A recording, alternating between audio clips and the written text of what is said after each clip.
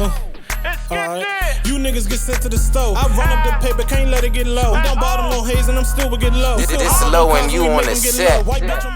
It's a couple things like you said. I like about what you do. Like I said, like when I DM'd you, I was like, damn, you doing shit niggas dreaming of doing. You feel me? But you telling me on the other end like, nah, nigga, you just like on top of your game with the shit. So that's interesting. Yeah, man, we about to get into it. We rolling? All right. I'm gonna go on. Gotta be something right. It's like rolling. Everything got a little problem. It's my cousin Brand, so I gotta make sure. Okay. So I'm gonna make sure. Shot shit up, shot shit back. Like, you good like that? Yeah. Okay. Yeah, okay. I look at the camera. You gonna nah, man, we talking, man. Fuck the camera. Fuck the camera. If you got a message for the people, you can look into the camera. But for the most part, it's me and you. You feel me? All right, man.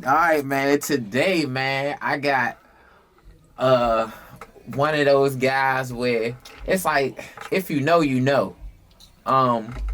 He been doing this thing for a little while. Like he been doing it before me. Right. You feel me? I gotta. 10 years. You say what? Like 10 years. Shit.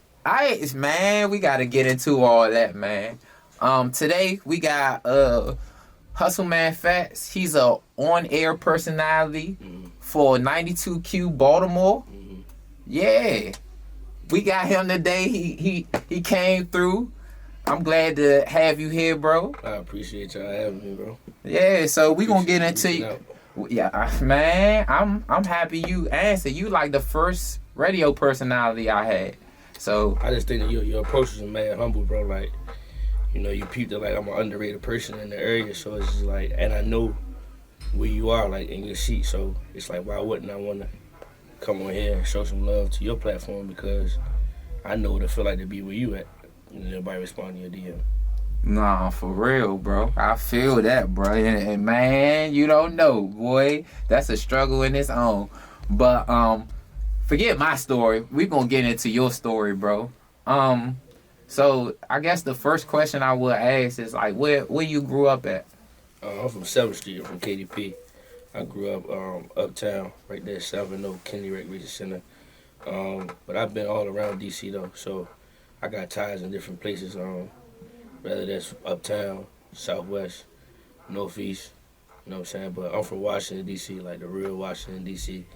Like, you ain't gonna find nothing else about me but Washington, D.C. That's all right, man. God damn, KDP, and I know KDP, that's like one of the part of the uptowns where the other part of uptown don't fuck with.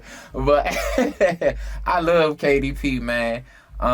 You know, I'm from Northeast, okay. So we look at all that shit the same. It's all uptown. Yeah, for sure. Yeah. But that's definitely a new one. I didn't know that. Yeah. I did, but I didn't. It's just one of those things. Like, I mean, like they say, if you know, you know. But I mean, I don't really put that on the front street like that because that's not my market. You know what I'm saying? That's not what I'm like advertising within my career. You know what I'm saying? But I always gonna put on for my neighborhood though, because I wouldn't be nothing without my neighborhood. So shout out to my neighborhood, shout out to everybody that helped me grow. But, you know, they understand, you know what I'm saying, that that's not my lane. You know what I'm saying? But I can still go back to my neighborhood. I still try to drop gems in my neighborhood every day. You know what I'm saying? Like, I talk to my people from my neighborhood every day. So I try to drop gems to them every day. You know what I'm saying? But I just don't be like, bro, that is, what are you doing on Instagram trying to promote that you from the hood for? Like, we grew up in it, you know, we one of the people that, you grew up in that type of environment, like, you just wanted to get out. Right. Nah, for real. And I guess like coming up in that neighborhood, like, can you tell me, like, describe, because now you're a radio personality, bro. Like, that's lit, bro. Like, appreciate that. Yeah. Tell me how, like, growing up around KDP. I mean, it was just like any other ghetto in America, bro. You know, it has its trials and tribulations, ups and downs. It's had times where it pulled me in. It's had times where it pushed me out. You know what I'm saying? So, I mean, that's really what it was for real. You know, I did a lot of things in the neighborhood. Some I'm proud of, some I'm not. But like I said, just like any other neighborhood in D.C., any other neighborhood in any ghetto that listen to this interview, same thing. Right. Same stuff going on. Right. So, around this time, man, what schools you end up going to? What you mean? So like high schools. Yeah, high schools. So I originally started at Dunbar. I went to Dunn. I went to Dunn too. Okay, yeah. So I went to Dunn. And I wanted to play football, bro, but there was a lot of politics going on over there with football. And so I left Dunbar. I got transferred in the middle of my 11th grade year, and I went to Coolidge. They had, I don't know if y'all remember, they had a female coach. She changed my life, honestly. Best decision I ever made in my life, really. And I went to Coolidge, graduated from Coolidge. So those are the 2 high schools I went to. Okay. Usually motherfuckers go to 3-4 high schools like me, but Nah. I wasn't that type person, bro. Like, I was one of them kids that did my work, but I used to get in trouble off of doing shit like playing around too much or being in the hallways. But my work was done, so it was like you really couldn't, like, that's the only thing I could really stand on. Like, bro, I was a good student, you know what I'm saying? But I also had the aspect of from 7th Street too, and then I also had the aspect of how I'm a personality. I played a lot in school, so it's like all 3 of those things. But one thing I always stood on was you can't really say shit about me because my work done. You know what I'm saying? Like, all right, I got suspended, but I still got B's. You know what I'm saying? Like, I might got a C, but you know what I'm saying? So I ain't really go to that many schools. I feel that. I wish I would have made the same good decision you did. Sure. So what was like the rap scene, you know, coming up where you was at? Because I feel like it was go-go for the last 20, 30 years until we got to this rap. I mean, we all know that it wasn't no rap scene coming during that time. Just being honest with you, I can remember the only people I really would listen to, it was like you either was listening to one or the other. You wasn't even listening to both. You was either listening to Fat Trel, you was listening to Shy Glizzy. It was like one or the other. Most people were like, it's like you were stuck in the middle. You tried, but because they was beefing, it was like you kind of like made you pick a side. Like for me, I was more like Shy Glizzy more than Fat Trel back then. I really wasn't, you know what I'm saying, disrespecting the tech, and I really wasn't into that. I was more into Law. Right. You get what I'm saying? Like, I was listening to Law every day. When Law came out, lean in a Sprite, mix it up, like, I was listening to that. You know what I'm saying? That's what I was listening to, so I really wasn't nothing going on. And then, during that time, LightShow bubbled up. But before that, it wasn't really no rap scene. People used to go to Go-Go and, like, a rapper used to perform with a band, but that was it, though. Honestly, that was the 3 rappers in the city. That was it. Right. So I'm a double back on this because you know what I'm about to get at, but we gonna wait till later on. So all right, that was the rap scene back then. So you going to high school? What I see you end up going to college. What fraternity? I see you rep the fraternity like a bud. Yeah, I'm a Q. Okay. I wish I had that experience, bro. And I see that's where you kind of. And what did you go to school for? Mass comm, so what I'm doing Okay. Communications. Right. So that's how you kind of got into radio. Nah, bro, I got into radio just all the strict. That's just who I was. Like, you know what I'm saying? Like, I was the talkative person out of the group. You know, out of, like, my friend group that we hung with. Like, I was the nigga that everybody was cool with. You get what I'm saying? And sometimes I might talk too much. And then to a point, I just, like, what do I want to do with this? And then, to be honest, like, shout out to Pat is Dope. Pat is Dope was the first person I ever see, like, he have emotion with interviewing niggas. And I was just like, how can I do that? I'm a big Martin fan, so that too. And I was like, you know what? Radio. And so probably like 2013, I was in college. And I started my own radio show in college. And I used to be I can't remember what day it was, like once a week. I had my friends come on. I was the DJ. They would talk. They was more the personalities than I was, honestly, because I had to run the whole shit. Right. You know what I'm saying? I used to have people want to reach out to me from DC that wanted their song on the radio. And then I used to have to try to clean it up. I used to do all that shit myself. So, yeah, that's kind of like where it started at, honestly. Damn. Okay. So that was like 20, like I said, like 10 years ago, like 2013. And this is when I guess 2013, I guess like you said, Fat Trel and Shy Glizzy, that's kind of out at that time. Yeah, it was out. It was out before 2013. You got to think I listened to Law, 2011. Yeah. Like, yeah, 2011. Yeah. Okay. All right. I'm just trying to figure out where, because I'm going to ask you a couple questions on that. But anyways, so. I think 2013, 2014, maybe around that time. That's when like Nah came out. Little bitch, you fucking on Nah. Yeah. So he had been out. Yeah. Okay. All right. So you start your own radio show. Mm-hmm. Then what's the next thing? Oh, hold on. Let me backtrack. Are you already doing interviews? No. So I'm literally trying to implement a radio show that doesn't have hip hop music. You know what I'm saying? It's just regular music that those type of people listen to, jazz and shit like that. So at this point, I'm just trying to implement a radio show. Right. So I'm going on YouTube, downloading all the hottest songs. I go to all of my chain. Trinidad James out.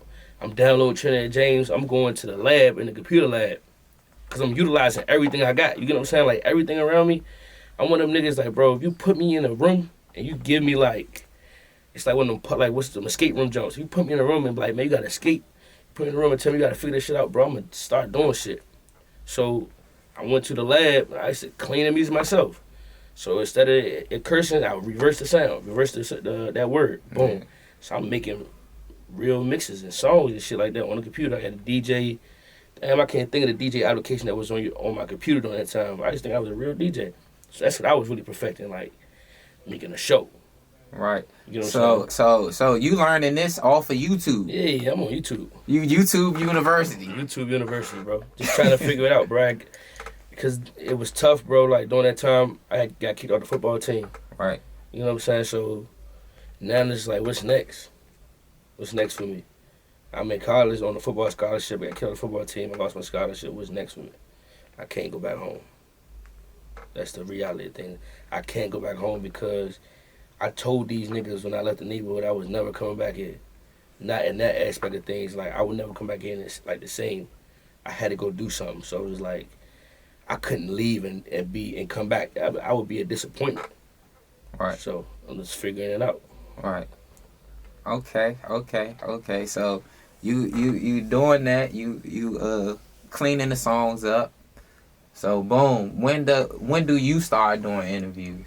Probably like 2014, maybe 2014, maybe 2015. I transferred schools. So I started off in a school in Pennsylvania. Right. The first HBCU, Cheney University. And then from there, like I said, I lost my scholarship. So when I lost my scholarship, I also wanted to do more things, and I realized that I couldn't do them at that school. It was a small school. I wanted to be bigger. So I just started doing research on my own and figuring out what school was best for me.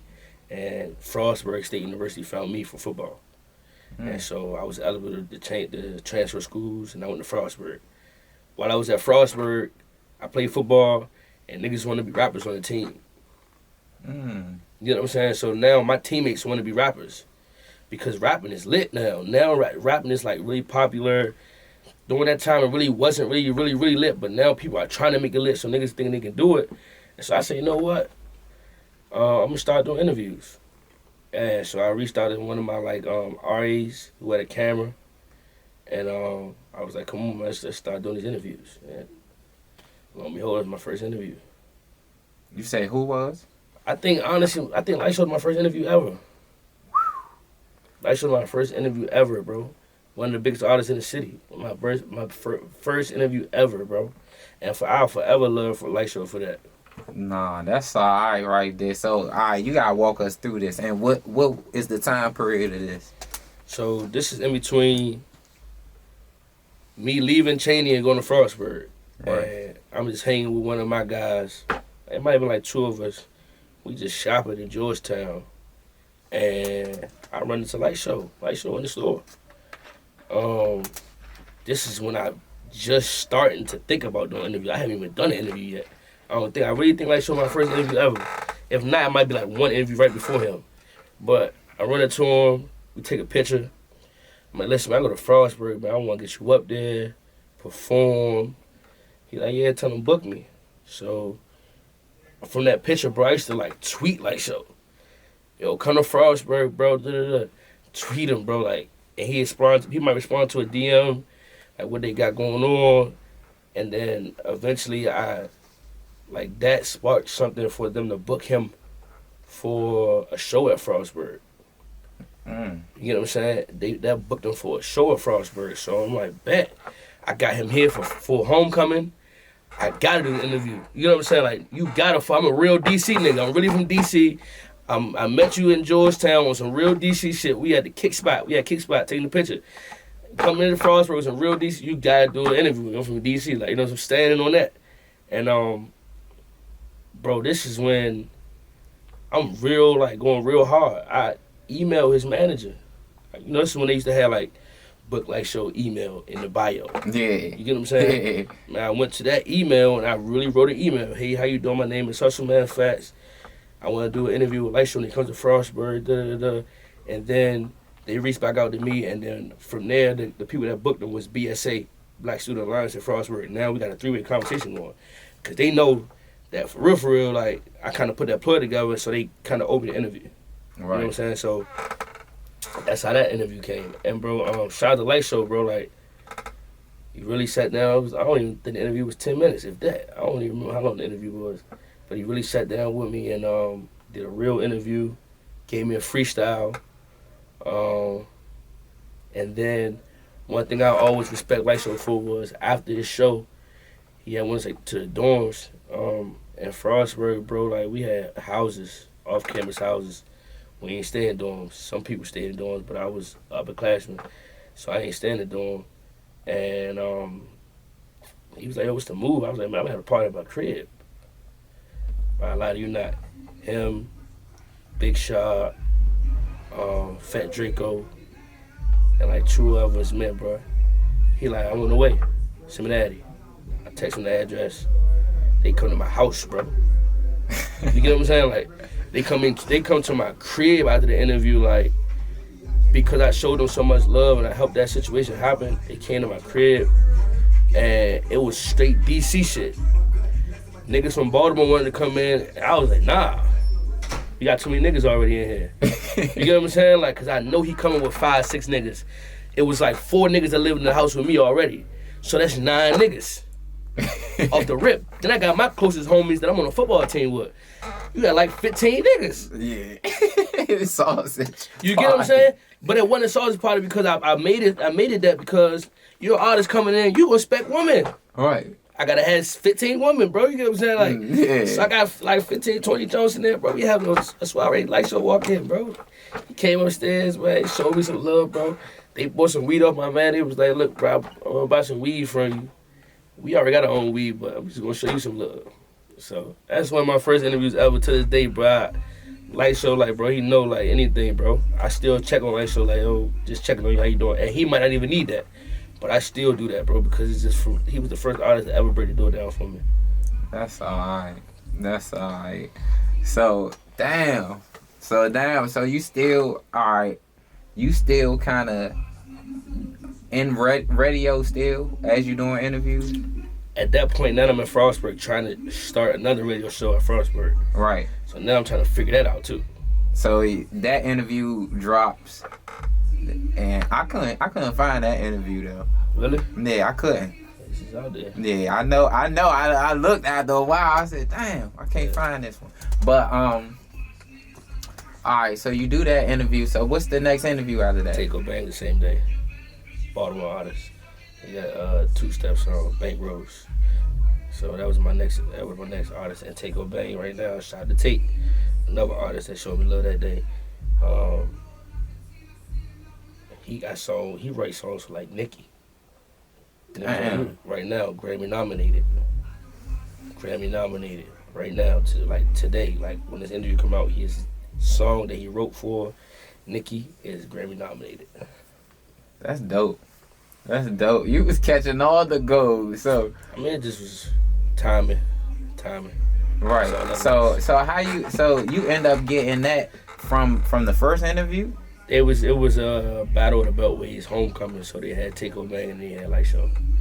So Take Bang is Baltimore and LightShow was DC. Right. So this is the same day. Oh. The same day. Okay.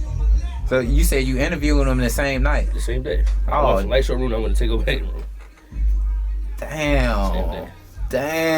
Double whammy. So you jump off the porch with them 2 interviews. Right. So all right.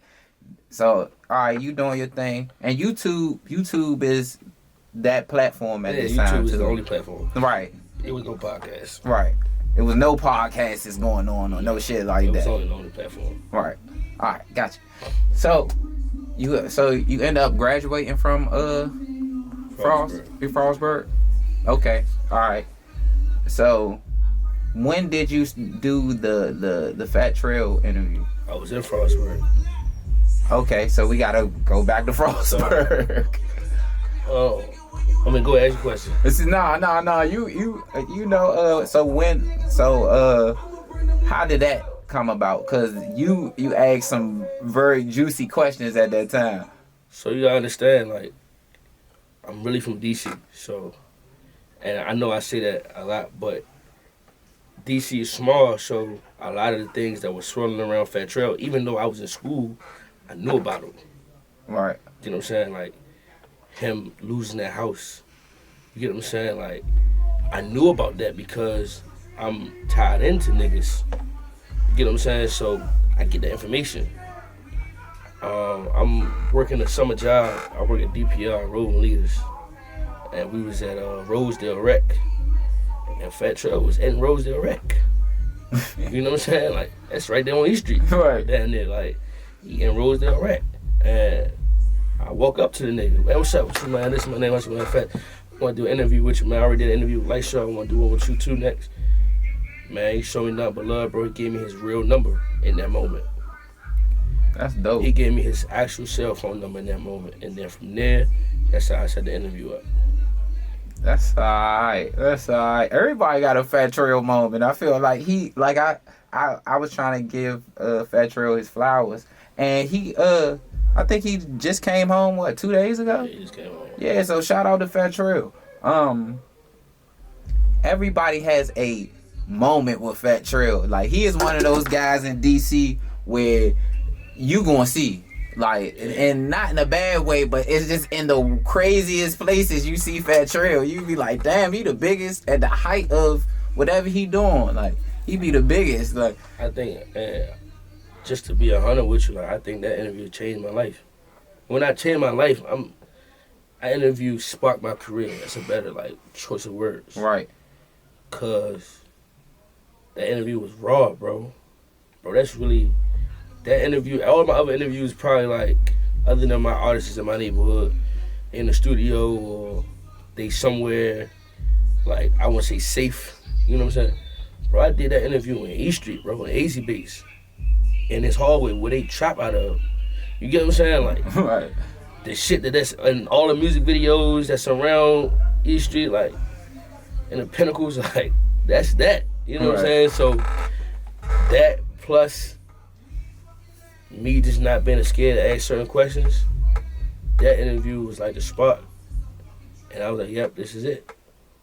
This is it.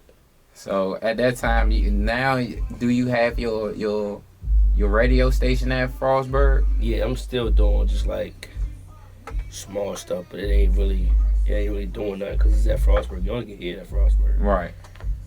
All right. So, when did you kind of get into, like, I feel like Radio 1 came first? Radio 1 is 92Q. No. So, I'm thinking about, because I kind of seen a couple photos of you kind of, like in the beginning stages of you kind of getting into radio. Like, when does that happen? That was back in, like I said, in 2013 when I first started radio. Okay. All right, I was getting it mixed up. So, all right, you out of Frostburg now. When do you kind of get into Radio 1? Probably like 2021. No, what's 2022? 2019 is when I get into Radio 1. So, all right, this is we fast forwarding. We so from 20. I graduated college in 2017. I might did an interview with Fat Trel in 2016. Okay, so we went 3 years. So in those 3 years, what was going on? I graduated college, and then this is when reality kicked in for me that I can make money doing certain things. Right. That's when I started hosting stuff. When I was in college, I seen somebody come to my school. He my fraternity bro. Shout out to Jay Dukes, and host a step show. And I knew how much he got paid for the step show. And I said, yo, I can do this shit, bro. Like, what? For real? And they give you a hotel, flight. What? Hey, they paying you to do this? Bro, I do this every day, bro. I do this every day.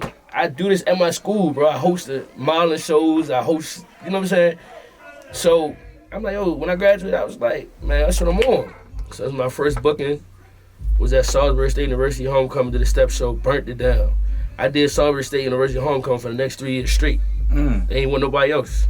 They ain't want nobody else. I burnt it down. From there, that's when I started figuring out that YouTube and your like there's some videos on Instagram was starting to come out. Right. Now I know that I gotta have a recap video so I can get booked at another school. So then from there, I'm booking other schools. Now I'm up and down the East Coast doing schools. Hood College, North Carolina A&T, and so much more.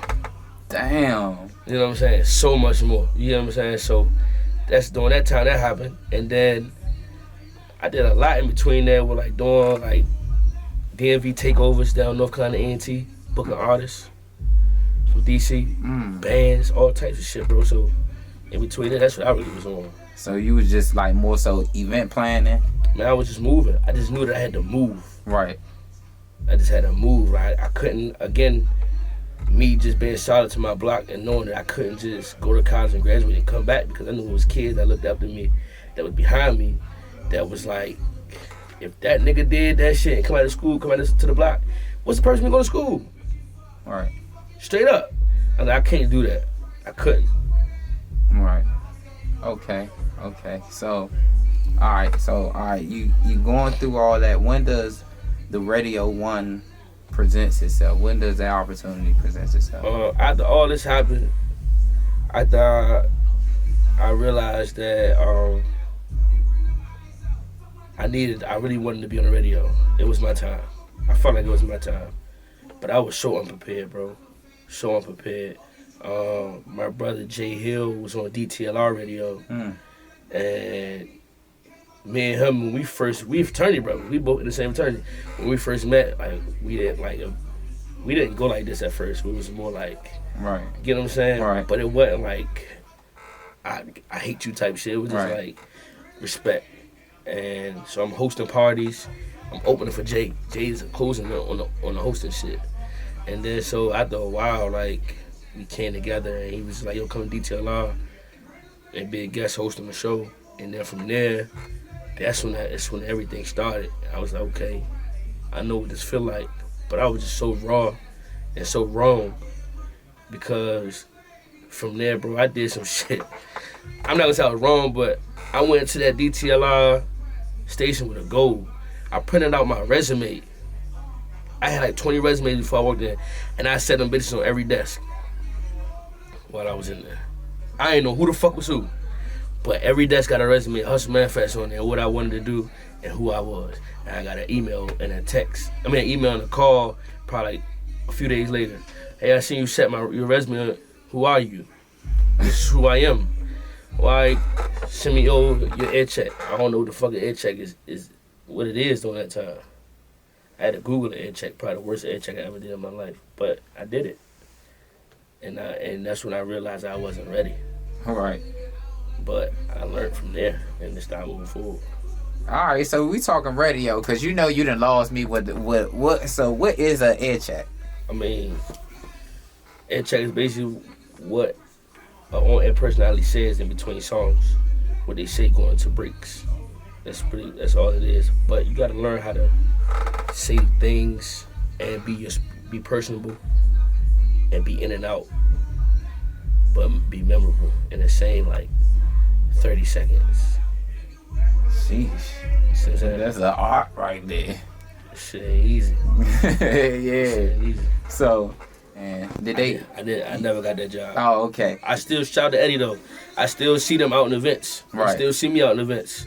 They still show love because I was still genuine. Right. You know what I'm saying? So, shout to Detail Out. I never got a chance to Detail Out though. Right. Okay. All right. So you end up So that didn't stop you, of course. Nah, hell nah. So that what you doubled down and said, man, I'm a try Radio 1.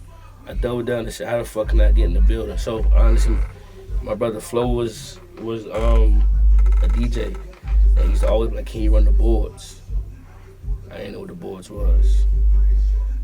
But I did kind of, because I did it at the radio station that I had, but it wasn't like they shit. Right. So I was like, bro, send me a picture of what that shit look like. He sent me a picture, and I was like, I don't know what this looks like, how this looks, and how this works. I apologize. And then from there, I had somebody that worked at the station. And I was like, yo, I really want to get in there, but I don't know how to work this. I've never done it like this. All I knew was, when I did the radio stations at my school was, you had the mic up, you had the DJ pop up, and that was it. All this other stuff you had to control, and I didn't know how to do that. You know what I'm saying? So I used to sneak in. This is the part of like the story a lot of people don't know. I used to sneak in on Sunday nights. Nobody in there but me and my man at the station. And he used to teach me that shit, bro. So I'm overly committed because I know this is what I want to do, bro. I ain't never learned it because it's nothing you can learn. It's not. You can't learn this in college, bro. You can't learn this in school. You gotta learn this in the job. You gotta, you know what I'm saying? So I'm learning this. So by the time I applied and got hired, and they was teaching me shit, I already knew it. I'm a hard worker, bro. I'm gonna make myself good. I'm gonna make myself right. I'm gonna get in the door. Right. You know what I'm saying? So you end up applying and doing the interview, and they end up just hiring you. But I wasn't hot as a personality. Oh. I wasn't hot as a personality. Bro, I told you, bro, I'm one of the people, if you put me in a room with a bunch of scattered pieces, I'm gonna figure it out. I just needed to be in the building. I just needed to be in the building. I hope somebody take this home with them, Slim. I swear I hope somebody take this. That's all I need to do is be in the building. And look what you manifested. It took time. Pandemic helped too. I want to say that. I keep it real with you. So, all right. So, 2019. I'm in the door. You in the door. Boom. So, all right. You're not working as a personality, right? No. Nowhere near personality. How did you kind of work yourself up to that? Bro, honestly, I sacrificed everything. When I say everything, I got a family. You know what I'm saying? During that time, I didn't have a house. I was sleeping in my car. I sacrificed everything, bro. I didn't take off. I didn't call off. So it was Thanksgiving that's coming up. I was working. If it was Christmas, I was working. New Year's Eve, New Year's Day, I was working, bro. I spent New Year's Eve in a radio station, my nigga. While everybody was out, probably y'all was out, Happy New Year, it's your friend. I was in the radio station, bro. I cried. All my homies texting the chat, Happy New Year's. I ain't text back. I'm in the radio station, bro. Working with somebody else. But I knew that it come with something. You know what I'm saying? Like, I was like, I'm in it. I'm coming with something. I'm getting something out of this. You feel me? Right. That's what it really was for me. I never left that bitch. Damn. Look, man, look. I ain't even know where I want to be at, bro. So it's like, I mean, I'm somewhere, but I ain't nowhere at the same time. There's people in that radio station that's bigger than me. I don't know. You here for the hustle, bro. Like your name suits itself, bro. Sure. Like it definitely suits you, bro. I mean, but okay. So you end up working your way up to this personality. Now, when you start being the on-air personality? I ain't gonna lie to you, bro. I've been thinking about this recently. I think my 1 year date may have passed, honestly. It may have been like recently or some shit like that, but honestly, I can't remember, bro, when I started. It was just one of those things where, remember, I took it back to the air checks. Right. I started back with my air checks again. Right. Every day. So if I'm in the studio and everybody gone, again, I got everything I need. I got the mics, so my mics don't sound crazy. I got the board, so the levels is sounding right. I got the way to edit it, so, you know what I'm saying, if I mess a word up, I know how to take this shit out, whatever, like, during that time, just now, every day I'm doing the ear check. Every day. All right. Every day I'm doing the ear check. And then, that's when I started turning him into my boss. Hey, this is my ear check, if he wanted to check it out. Some days he ain't listen. Some days he did. So. Damn, it sounds like some real pursuit of happiness vibes. Bro, I'm a hustler, bro. I ain't done hustling either. That's why I ain't really scared of nothing. Cause like, bro, this shit gonna come. It just may not be today. Damn, man, this is a very inspirational story right here. So, all right, 2020 comes around, pandemic hits. Of course, like, what does that do to, like you, as far as you working in the radio? Bro, one thing it did to me was realize that the station needed board ops more than they need anything in the world. They needed people to work. They didn't need people to be personalities. They can go get any personality in the world and just plug them in. Just be real with you. Right. They can go get somebody retired. They can go get somebody that's currently doing it. They can get somebody that they believe in. But board ops, I feel like I'm giving away game, but board ops is like, you need that. So I just kept being available. Don't this time, now I got a house though, now I'm good though, now I got an apartment. Yeah. And shit like that, I'm straight, but just kept being available. Right. During the pandemic. I ain't never say no. Right. I ain't never say no. Boom. Now you here it is now you after the pandemic, you go through 2020. 2020 I feel like was a bigger year for you too. Like I kinda seen, and I might be wrong, I think I seen you with like Stunner for Vegas. That was 2019. Okay. So I went back a little bit. 2019, right before the pandemic. Right. Alright, cool. So all right, now you in the radio station, you doing your thing. Now are you interviewing these artists now? Like you ain't. Nah, so I'm still doing how you doing. Right. Bro, I still gotta realize, bro, it's like I have a brand that I brought to the station. Right. I didn't come to the station to create myself. Right. You know what I'm saying? Of course I'm polishing myself, but I came with something.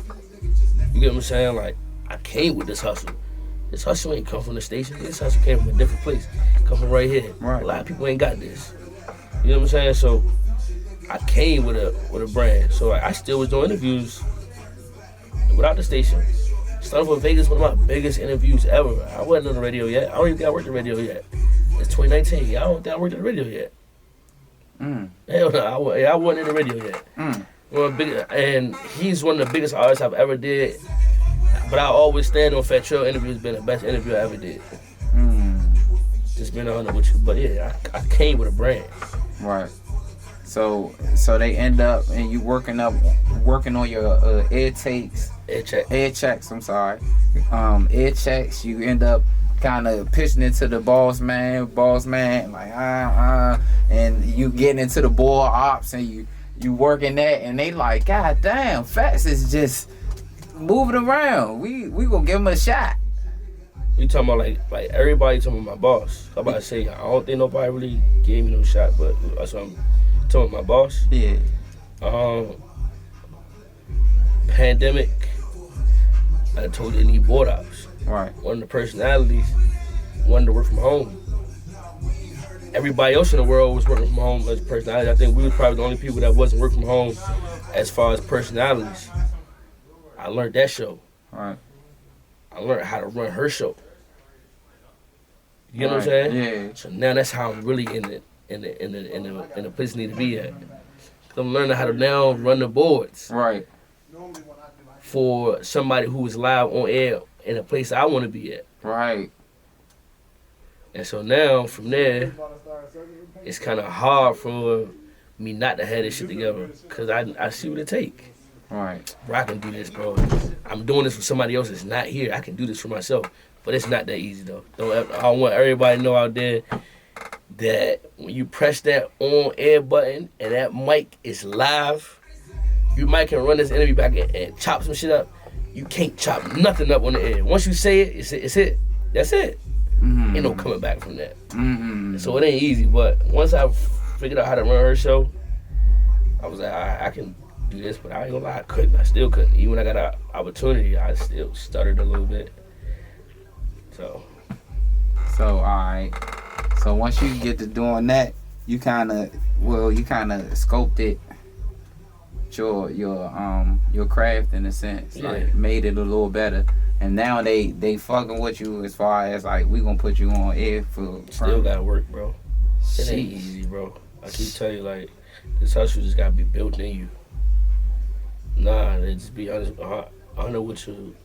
After I did that, no, it still wasn't my time. Damn. But I say it helped me. She'll be in my book though. Whenever I get there, she'll be in my book because she put me in that room. You know what I'm saying? Like, nah, just for being real. 100 with you. Just put me in that room. I feel that. So all right. So when do you become an on-air personality? Sometime a little bit after that. Okay. Sometime a little bit after that, I started. Now I'm working hand in hand with some of the personalities in the station, some of the DJs, letting them listen to my junk. Cause again, my boss may listen, me not. Right. You know what I'm saying? I'm not even calling my boss my PD. Right. He may listen, he may not. But I know these people won't listen. They might be rooting for me, they might not, but they'll listen to me. Right. Tell me what it sound like. Right. And that's what that was. And then from there, that's when I started doing like overnights. So from 12 a.m. to 6 a.m. on Fridays and Saturdays. Or Saturdays, Friday night going to Saturday, then Saturday night going to Sunday. If you was leaving the club in D.C., if you was leaving the club in Baltimore, if you just was leaving a little junk crib, or you was going to a junk crib, you turn radio on, I was on the radio. So, all right, you playing the night shift. Yeah, 12 to 6 in the morning. So, how does that convert? And the radio hustle is different, boy. Like, god damn, it sounds like I just said you was having the pursuit of happiness going on. Like, you was having them vibes. So, all right, you end up getting on the night shift and doing those radio shows. So, when do you end up kind of getting that shot of, all right? That's what I'm saying, bro. My year might have came and passed. Right. It was like 2021, because y'all remember I said 2020 pandemic, 2021 is when a lot of this stuff kind of was happening. And I think my year, it was either at the top of this year, bro, or it was like at the end of last year. I honestly got looking back at my Instagram page or my Twitter and see like when I first ever posted I was gonna be in the air. I don't remember because I wasn't even focused on that, bro. I was just focused on being, you know what I'm saying? So like I got to tap back to see when I even started at, what day I started on. But I know for a fact I started doing overnights. Right. Okay. And then from there, that's when things just start growing and then more opportunities start coming that way. You know what I'm saying? Right. Honestly, again, just me being in the building. Okay. So now I feel like, all right, you in radio now, and now we can kind of get into some of the things that kind of intrigued me a little bit. And we talked about Fat Trel and his influence on the culture of the DMV. Now Wale, I seen that you tweeted, and I don't want to misquote you. I seen you had a tweet basically kind of describing like Wale is a part of the culture, or he kind of scoped the culture. And you can correct me if I'm wrong. Go ahead, though. I'm gonna let you finish, though. No, go ahead. I want you to elaborate. I really just was saying that, you know, the swirls of and you gotta watch this interview with LightShow. I think he explains it the best. With Jay Hill that just dropped. The swirls of Wale has always been up and down throughout the years. When Wale first dropped, everybody was like, that nigga ain't from here. I was one of the people. You know what you? Cause I'm really from DC, like, right? You know what I'm saying? Yeah. So in my mindset, that's what I was trained to say. Right. Then he had a hit record. And then he ain't only have a hit record, he also was put north of DC. Right? Right. So then everybody's still behind him. But before, everybody did not stand behind Wale, bro. Just being honest with you, everybody did not stand behind Wale. And from there, bro, he started putting people on that was from DC. We go to the list. Let's Trel. We start there, bro. In my interview with Trel 5 seasons ago, he'll tell you, bro. Trel and MMG shit. Right. Talks about that in the interview. LightShow. You said he put LightShow on? Bro, dude, I forgot what song that him and LightShow got on one of his early... Georgetown Press? Georgetown Press. What we talking about? Shy, bro. Do you know that, bro? Shy's probably, out of these 3 artists I just named, Shy's probably the only artist that has never spoke about it publicly. Trel spoke about it publicly. LightShow spoke about it publicly. Shy's probably the only artist that have never spoke about it publicly. Then you go to that list, Phil out A. Then you want to talk about go-go bands. Granted, the go-go bands helped him too, but he's helped the go-go bands as well. There's it's small stuff that I can never forget about. Niggas forget about Northeast Day. When they had shut down the auto zone on 8th Street. Fat Trel, Slutty Boys, and Wale. Okay. I feel like what the point of people be making, bro, and I'ma end it with this. I feel like what the point people makes is, I feel like it's a couple things I'm gonna say on this. I want people to stop feeling so entitled too. That's one of the things I want to say. And number 2, for the people, I feel like what people are saying is like it's for the benefit of him per se. What you mean? Like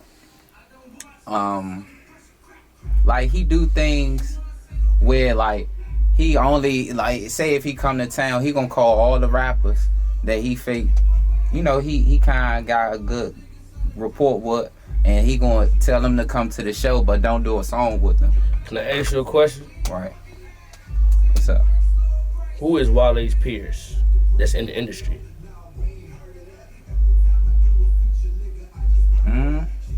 Kendrick. Yeah. J. Cole. Yeah. Who is J. Cole done a song with that's from the trenches? 21 Savage, he's an industry artist now. Yeah. The Baby was an industry artist when he did a song with him. Look at Dreamville, his label. Who signed from there is from the trenches. And this is my opinion, though. Yeah, it's all opinions. This is my opinion. Who was signed there from the trenches, bro? Nobody. That's not his wavelength. You know what I'm saying? And not saying that he has not reached his arm out to touch some of these people in those wavelengths. He has. I just named 3 artists that's not in this wavelength. Now I feel like the next conversation that we need to have with those 3 artists is, when they got brung up, they were supposed to bring up the next artist. That conversation never happens. It's always, well, he put them on 5 years ago, 6 years ago. Okay. Then he do his job. You got an interesting point. I never thought about it like that. And I'm not saying they didn't put niggas on, but they also was trying to figure themselves out. Right. So now you're trying to figure yourself out, and everybody is expecting you to put somebody else on, but you just still trying to figure yourself out. But then, when Wale come do a show here for Brockett City Fest, bro, I can name 5 artists from the DMV that was on it. I'm from DC, from DCPG. They put on the stage, bro. Long Live 23 Racks, Big Flock, LightShow. I want to say Money Ma was there. I want to say Flex Cartel was there. Who else was on that stage that day, bro? A lot of artists was on that stage that day, bro. Yeah, I just from the people, what I kind of get, it's dang, why he don't show love to everybody? It's hard though. You gotta think when you get to a different level. All right, so I put it in perspective of my life. I'm not where I want to be at, but I'm at a level that's you know what I'm saying, people notice it. I can't put every nigga on in my neighborhood. Right. And I'm still trying to figure out my situation. I can give you game, I can give you gems, I can drop knowledge on you all day long. like my physical capacity to put you in the position I'm in, I might not be there yet. Or it might be, bro, I'm just so disconnected. You get what I'm saying? I'm just so disconnected. But if I affect 3 or 4 people right below me, I would expect those 3 to 4 people to expect 2 more, to touch 2 more people. Right. So now we got a tree. So we got 1, 3, he do 2, that's 5. That's another 5. That's another 5. That's another 5. You don't feel like that was kind of happening, but it didn't happen? A lot happened in DC. I think within the streets. Right.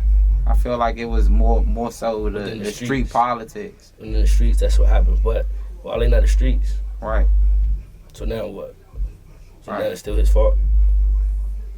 All right, that's it. There it is, y'all. There it is.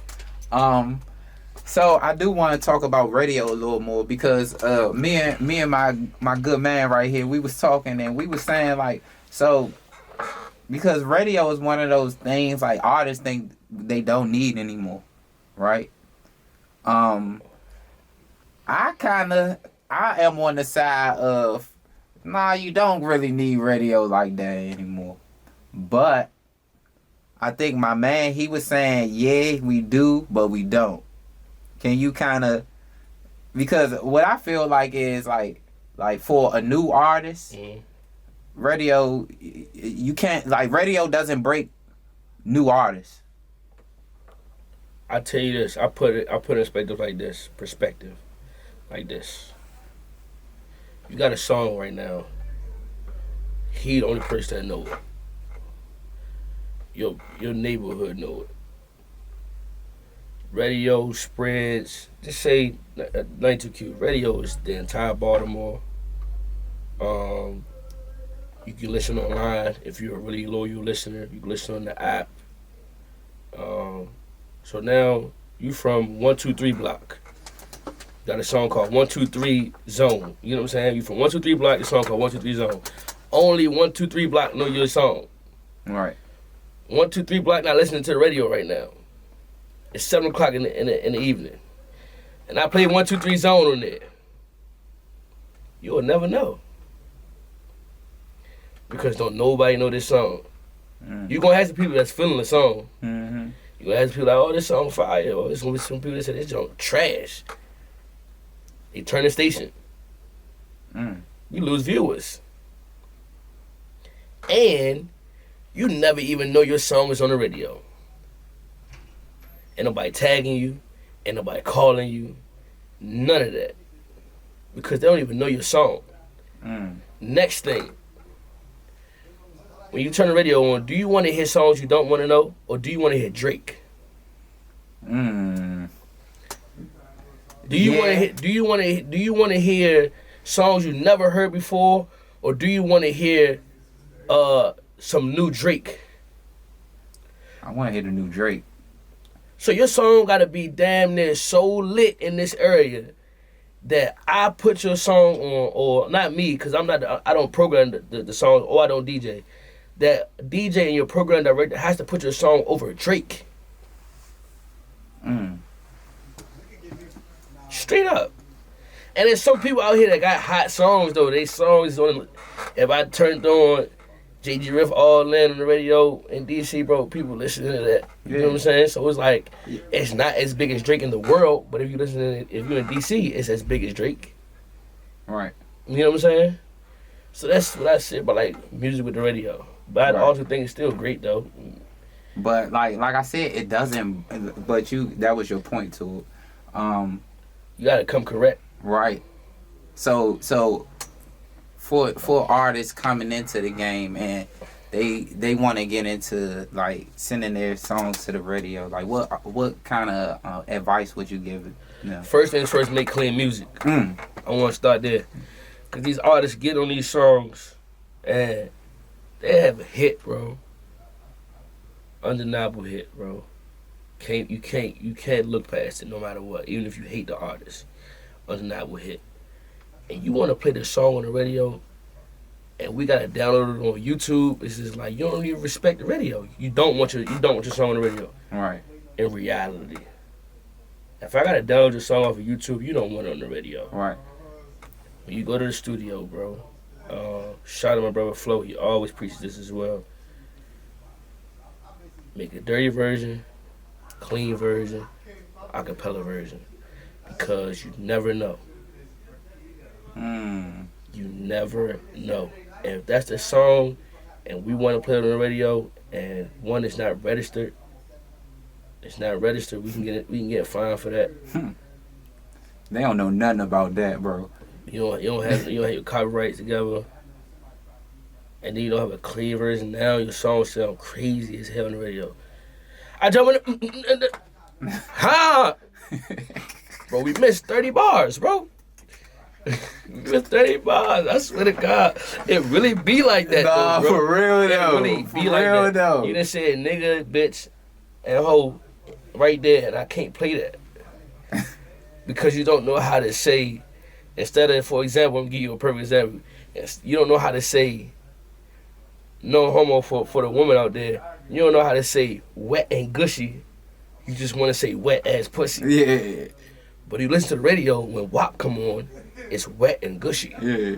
They recorded that. Yeah, sweet. See, but they already thinking like that. They making the money. Like, I feel like with this. But how do you not think like that if this is the craft you want to be in? I just gave you the hustle. I just told you that I really just did it. I learned everything by just being on YouTube and just learning and just being in the rooms. Bro, I'm one of the most underrated people in the area, and I mean that humbly, because I don't really care about it that much. But I've been in the rooms with everybody that you think about right now, bro. Like, and I just learned from them. Excuse me. Things they did wrong, things they didn't do wrong, things they did right, things they didn't do right. How can I say I want to be an artist?